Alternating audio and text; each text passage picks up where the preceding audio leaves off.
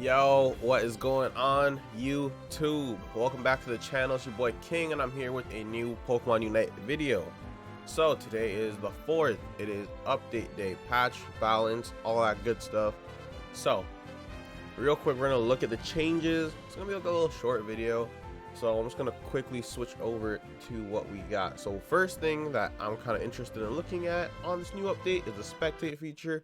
So right here on the Pokemon Unite website, if you went to news, you went down to patch notes, it says right here, spectate feature test release. If you don't know how to get to that menu, or you heard that it is not in the game, well, it is in the game. And all you have to do is at the main menu, you press X, and it's right above settings.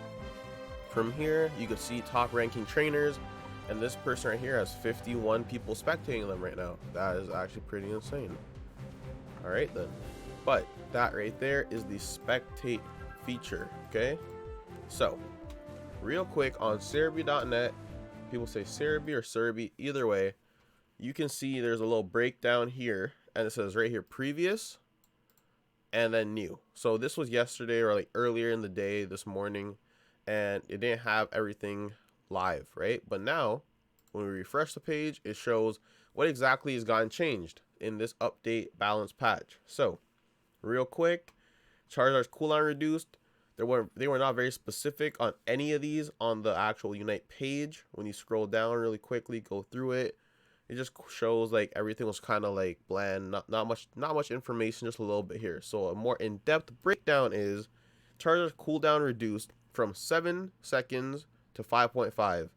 So that right there is about what, 1.5 second reduce, which is actually pretty beneficial for Charizard. Charizard is my main, or was my main. I switched to Zera because Charizard wasn't doing it. I feel like he was much better in the Japanese beta, but that is just how it was for me. But he also got flamethrower strengthened on Pokemon, like, you know, people in general and wild Pokemon. Fire punch got buffed. Fire blast cooldown 11 seconds was how it was. Now it's 8 seconds, which is definitely better. And the biggest buff, I think, from looking through this has to be Talonflame. As you can see the numbers right here, his damage for acrobatics was 1491. Now it's 2253. That's like a huge buff. His aerial ace didn't have a previous stat here, but now it's 1137. And when it is boosted, it goes to 1235, right? His fly got also a huge buff and went from 2325 to 2974. So I think Talonflame is going to be seen more in rank now, and I think he's going to be a threat. I think that Talonflame is something you should be looking out for, especially if he's paired well with items at 20 or 30. Venusaur now looks like he's going to be very usable. I know that I'm pretty sure everyone said Venusaur was terrible. He was not doing anything. Anyone who had a team with a Venusaur on it in ranked, it was almost certainly a loss. There would be rare good Venusaur players. I assume any match I won with a Venusaur on my team was because that person had items on, and that's just what it is. But now, Venusaur Sludge Bomb got an increase, right? It went from 999 to 1529, and the effects on other Pokemon have been strengthened as well. The Petal Dance, the move effect is increased, and the Solar Beam cooldown has went from 11 seconds to 10 seconds. So we'll see if that's really a huge in-game thing. But the the Unite move has went up to from 2020 to 2662. So that's pretty huge for that Unite move. It should be doing some serious damage, so be careful of that. Absol, yeah, Absol's not really, or wasn't really a threat in my opinion. I know some people say early game he was a problem. To counter Absol, you just simply cannot have your back to him. That's where he does the most damage. If you ever played Absol or seen an Absol player in any live streams, you know that Absol does best from hitting you from behind. So the Night Slash got buffed from 406 to 719. That is huge damage. The Sucker Punch also got buffed from 637 to 900. And Absol should be more dangerous than before, right? Because everyone knew Absol was pretty good early game, not so much late game when everyone levels up on the team. But now he looks like he's pretty solid. Wigglytuff, she got an all-around buff. Like all her defenses and her HP. Those got buffed. Over here on the left side, remember this is all previous and this is all the new stats.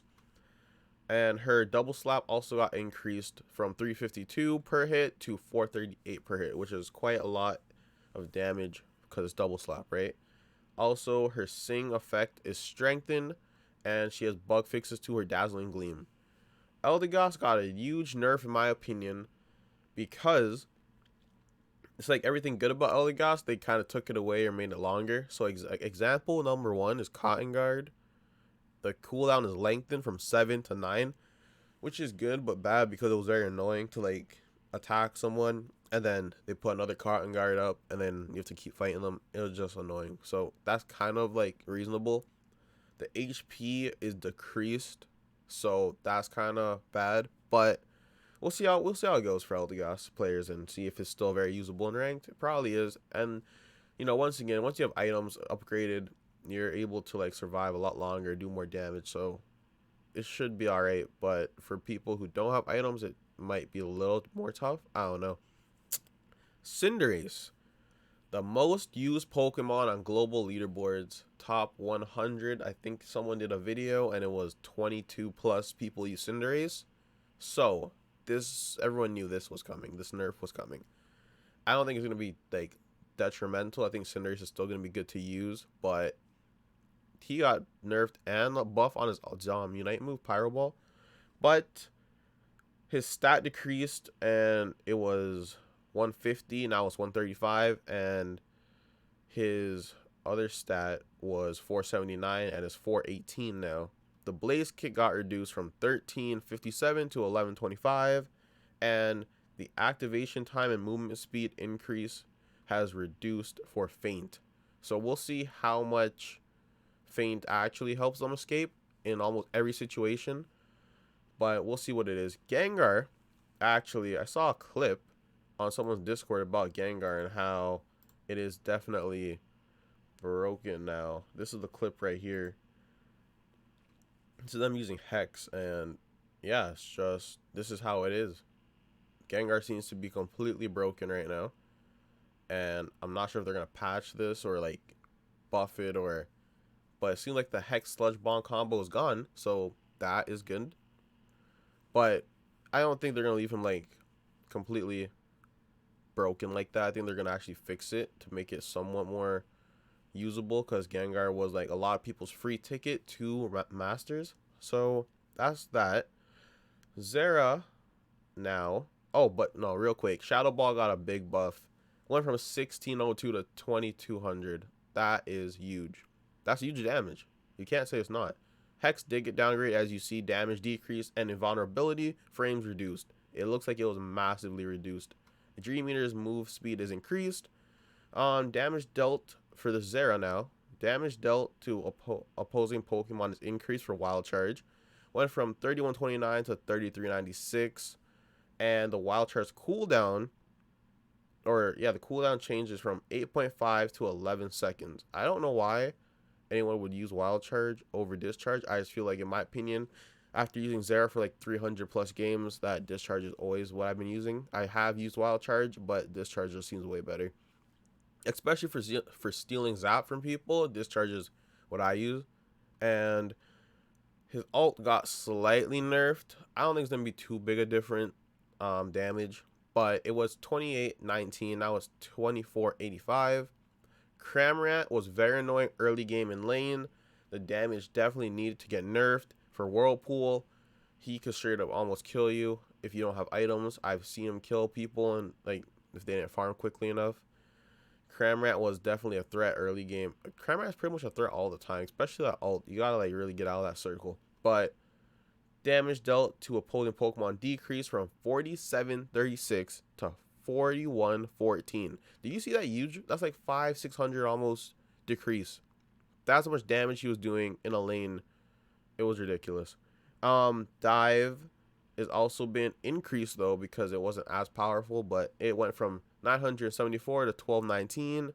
Machamp, I didn't really feel that Machamp was like seriously broken in any type of way. I felt like Machamp was pretty balanced, but Machamp got a decrease to his cross chop. I've never used Machamp, but I've been against quite a bit, right? So the decreased is 1322 to 914. I think that was a little too much, but I am not a game developer. I just play the game. Close combat got a little buff from 2352 to 2521. And then Lucario, they just simply have bug fixes for Power Up Punch and Bone Rush. And Greninja got bug fixes on basic attack. And Alola Ninetales got bug fixes on her passive.